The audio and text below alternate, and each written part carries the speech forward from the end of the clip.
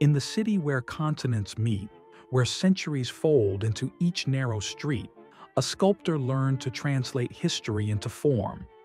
His name was Zühtü Müridoğlu. Not merely a maker of monuments, he was a shaper of public memory. A hand that turned bronze and stone into the language of a young republic. For 19 minutes, let us walk his studios, stand beside his foundries, and listen to the quiet decisions behind his great public works.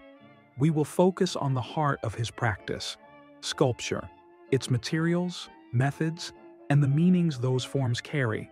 Ready your eyes. We begin. Zühtü Müridoğlu was born in Istanbul on January 26, 1906, at a time when empires were contracting and new nations were being imagined. He arrived at art through a quiet domestic apprenticeship, a neighbor teaching a young hand the first gestures of modeling and carving. In 1924, he entered Sanayi-i Nefise Mektebi, the school that would become Mimar Sinan Fine Arts University. There, under İhsan Özsoy, he learned the discipline of anatomy, proportion, and classical composition. A state scholarship took him to Paris in the late 1920s. He walked the halls of the Louvre, studied aesthetics at the Sorbonne, and absorbed modernist currents while keeping a steady eye on craft. This balance, academic rigor plus European experimentation, shaped his earliest public commissions when he returned to Istanbul. Paris gave him technique, Turkey gave him purpose. Back home by 1932, Müridoğlu became a teacher, and in 1933, he co-founded D Grubu, Group D, with painters who sought to modernize Turkish art. Group D looked toward Cubism, Constructivism, and the European avant-garde. But in the hands of Turkish artists, those languages spoke differently. They were refracted through a need to address public identity, civic ritual, and a nation remaking itself. Müridoğlu, the lone sculptor among painters like Nurullah Berk and Abidin Dino, translated modernist geometry into monument. His early public statues remained figurative, but a modernist sensibility, an economy of line, a structural clarity, quietly reshaped his forms. If you want to understand Müridoğlu, look at his surfaces. He worked in bronze and stone, in plaster, iron, and sometimes wood, not simply because those were available, but because each material carries a temperament. Bronze is resilience and memory. It keeps the gesture with a metallic patience. Stone is permanence, a patient, geological presence. Wood responds. It remembers the tree's grain and the weather. Müridoğlu learned these temperaments and let them guide his forms. Technically, his process began in clay. A small maquette, then a working model, then the life-size clay built in armatures.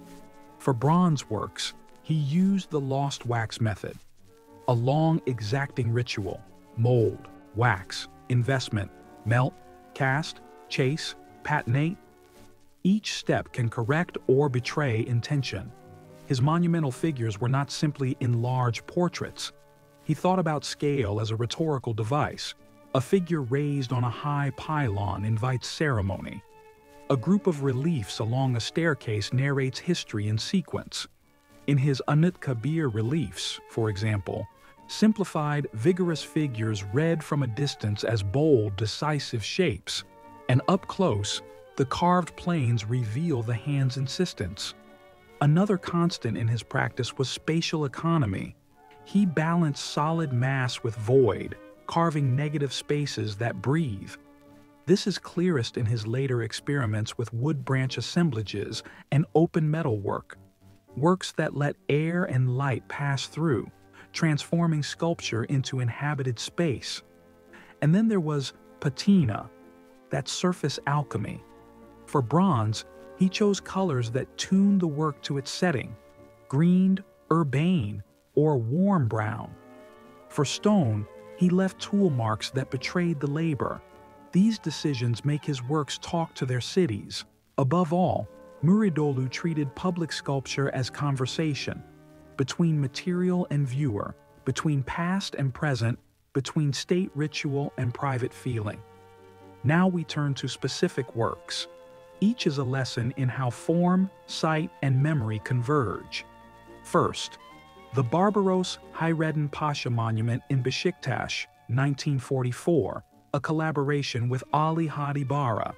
Cast in bronze and mounted on a sweeping limestone pylon, this monument is naval narrative made visible, an admiral, janissaries, and reliefs that suggest battle and navigation.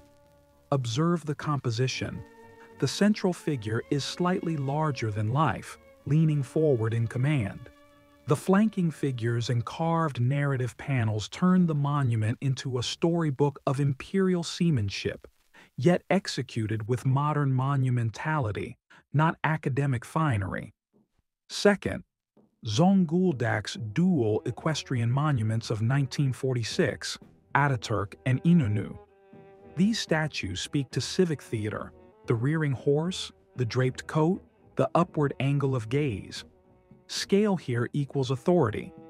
But examine the modeling. Müridoğlu simplifies musculature and drapery into planes that read powerfully at distance and sculpturally close up.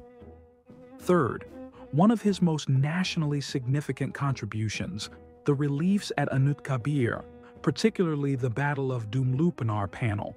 Carved in travertine, the relief compresses movement into tectonic blocks of form. Soldiers and standards become bold silhouettes. Depth is shallow, but the narrative is urgent. The stone, pale against Anatolian sky, reads like carved testimony.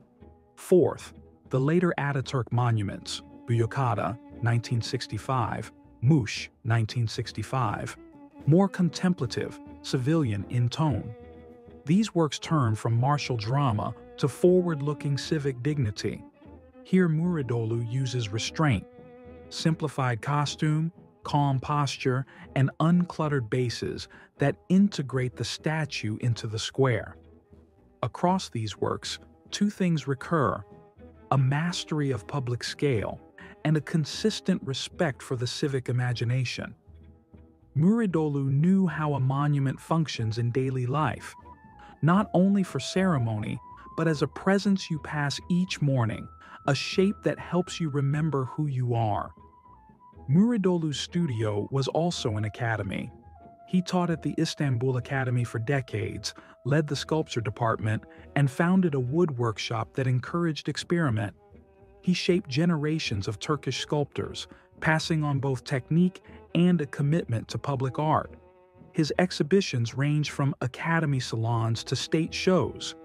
He won major prizes: the Sadat Samavi Award in 1977, the Atatürk Art Award in 1981, honors that recognize both his craft and his role in national culture.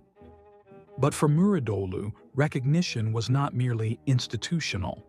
It appeared in the daily life of cities, in square gatherings, in commemorations, in the quiet acts of citizens pausing before a bronze figure. What remains? The works themselves, figures, reliefs, and the ephemeral traces of tool marks, still stand in squares and museums. They are nodes of memory, civic, aesthetic, and personal. Zühtü Müridoğlu taught a nation how to see itself in bronze and stone. He bridged European modernism and Turkish narrative, and in that bridge, he made something durable, a public language of form. If you stand before one of his monuments, listen for the wings of the past and the hush of the present. You will hear history made small and large, carved, cast, and given back to the city. Thank you for listening.